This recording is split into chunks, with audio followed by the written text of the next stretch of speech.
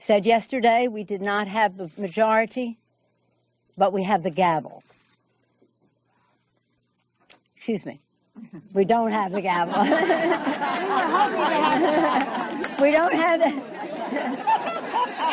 We have our own gavel.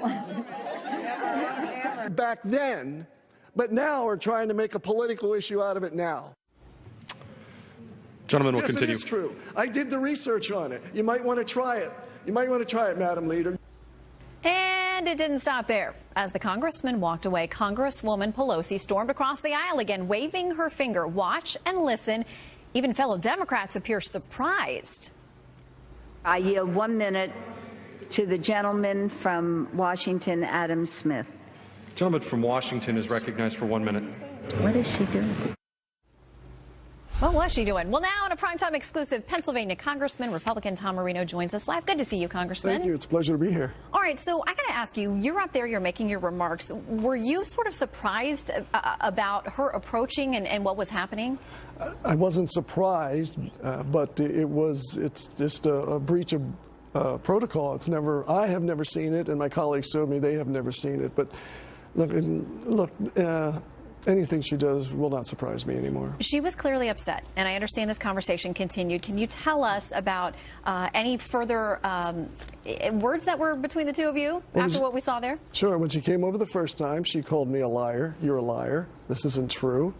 And you heard what I said about, look, I was a prosecutor for 18 years, so I did my research, did my homework, and told her about that and said to her that you might want to try that. Well, I got to ask you this. Her office says that she was just coming to remind you that House Democrats had passed the DREAM Act. Obviously, you were saying that Democrats controlled everything, House, Senate, and White House, and didn't get this done. Her office says that she simply wanted to remind you that House Democrats had acted.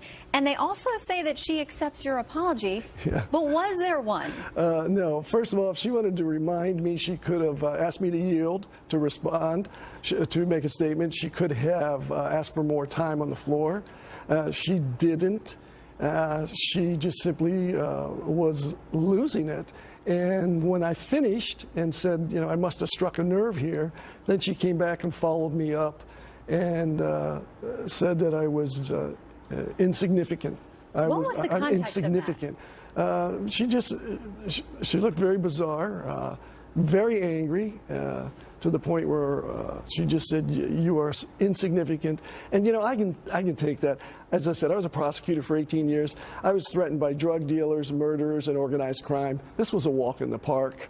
I just suggested to her that we go off the floor, and so there wasn't a scene. And again, she told me I was insignificant. She's telling really my people in my district they're insignificant. She's telling the American people who aren't royalty, because there is a fair number of people who act like royalty, and that was a primary example of it. And I just simply said, you're acting arrogant, and let's discuss this. And then she was escorted off the floor by the sergeant-at-arms. But let's just back up from, with all due respect to the speaker, that what he said is not the gospel truth.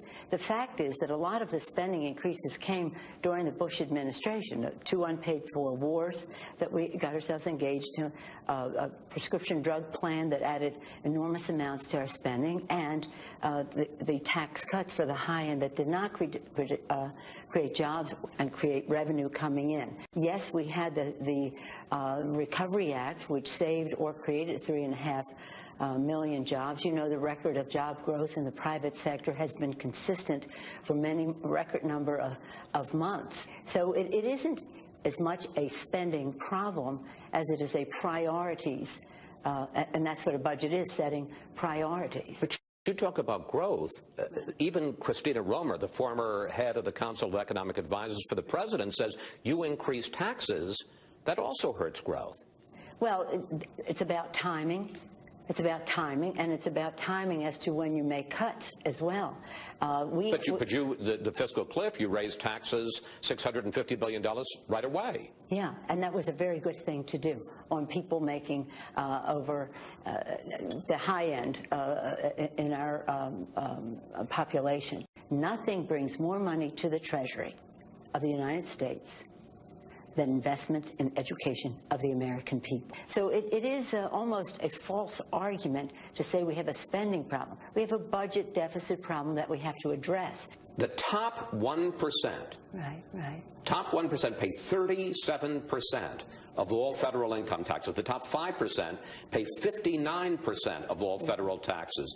If you took the total income of everyone making more than $1 million a year, if you taxed it all at 100%, that's only $726 billion, which is less than the projected deficit for this year. I mean, the bottom line, Congresswoman, is you can't raise taxes enough to solve the deficit problem. Nobody is saying that. We're saying it has to be balanced. We just couldn't be prouder. I believe that it's a winner. And by the way, it's called the Affordable Care Act. It's called the Affordable Care Act. I know you didn't intend any compliment or derogatory, but it's called the Affordable Care Act. Affordable. Good. Affordable. There's a reason. Affordable. Affordable. Affordable. Affordable. Affordable. Wow. Which one of them could you look in their eyes today and tell them that they're expendable for another foreign person to have a nicer life? Which one would you like to say, you, my child, are expendable for someone else to come over here and not follow the law and have a nicer life? Well, again, I commend you for sharing your story. I can't even imagine the pain. No, I can't even imagine.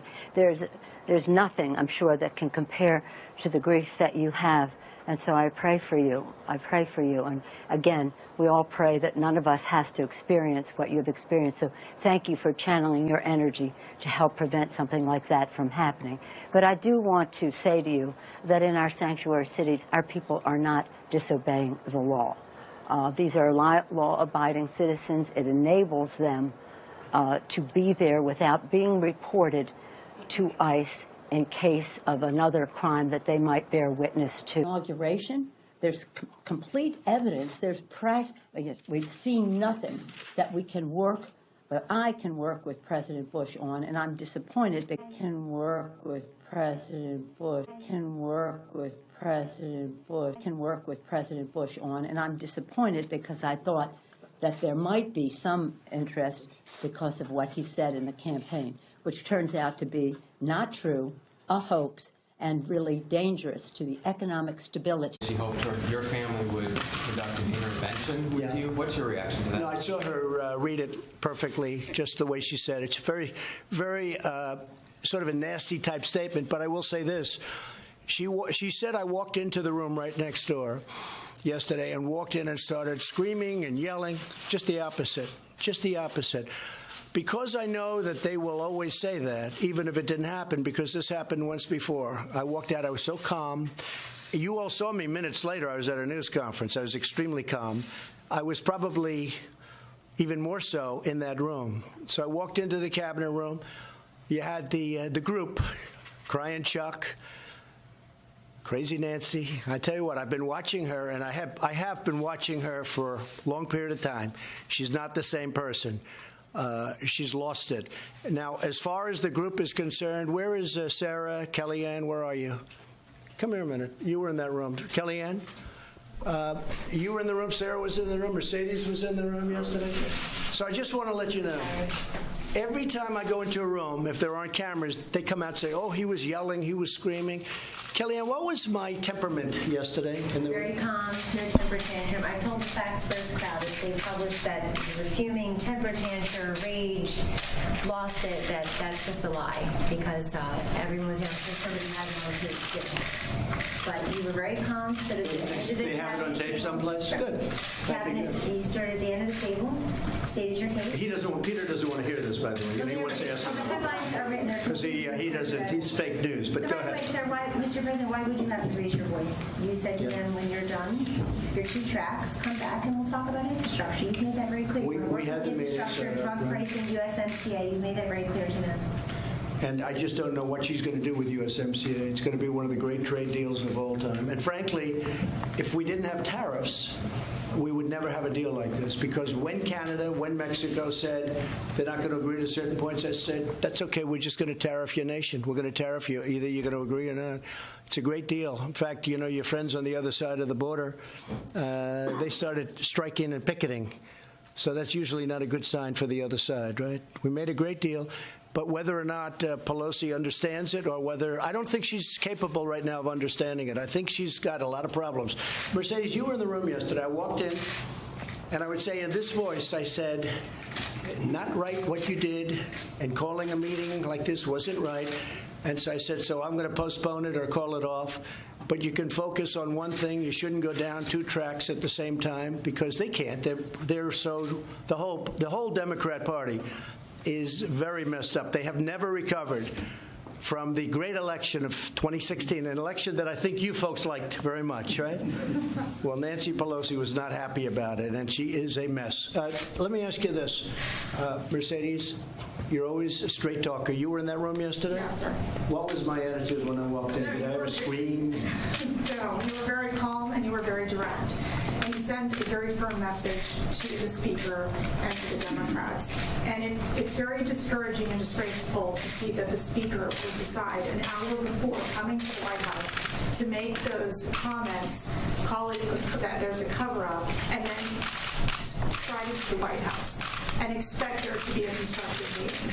You know, we want to solve these big issues of infrastructure. We want to solve these big issues of USMCA. You yourself have tried time and time again to negotiate and work with them on issues like border security, which they call a manufactured crisis.